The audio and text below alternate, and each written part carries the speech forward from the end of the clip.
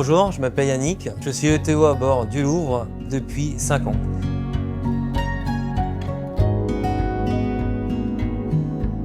En 2002, j'ai commencé comme ouvrier mécanicien.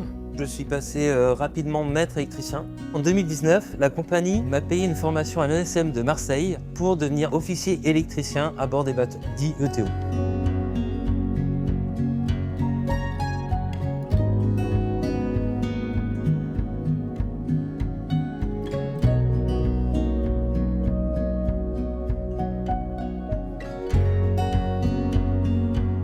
Un électricien, c'est un dépanneur qui gère tout ce qui est électrique, dont les pannes. Son métier, c'est d'entretenir tout ce qui est appareil électrique et de chercher les pannes quand il y en a.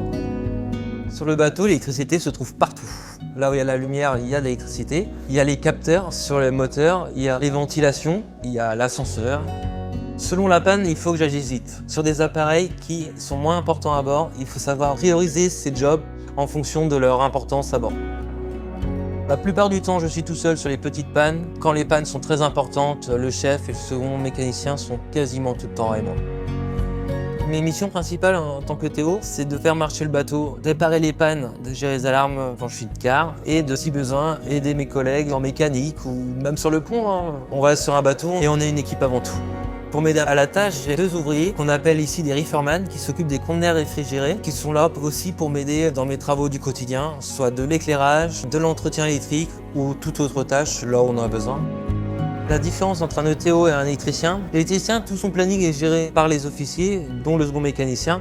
L'ETO, lui, gère son planning lui-même, soit en collaboration avec le second méca, ou soit tout seul.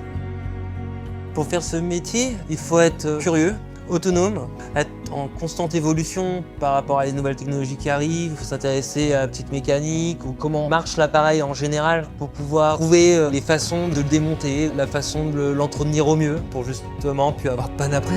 Il faut être rigoureux car quand on remplace des pièces où il y a 200-300 fils qui sont branchés, à rigueur il faut l'avoir. On peut pas se permettre de brancher le mauvais fil à la mauvaise place. Les conséquences peuvent être assez graves sur les autres appareils qu'il y a en amont ou en aval. Le matin, pendant ma ronde, je fais tout le bateau, je vais à la passerelle, je vais voir tous les collègues, je peux passer à la cuisine, je peux passer à la machine. En gros, l'électricien, c'est un dépanneur. En fait, son métier, c'est la recherche de panne. Ce qui est bien, c'est quand on recherche une panne, c'est quand on voit le système qui redémarre, c'est quand même vachement agréable, c'est super.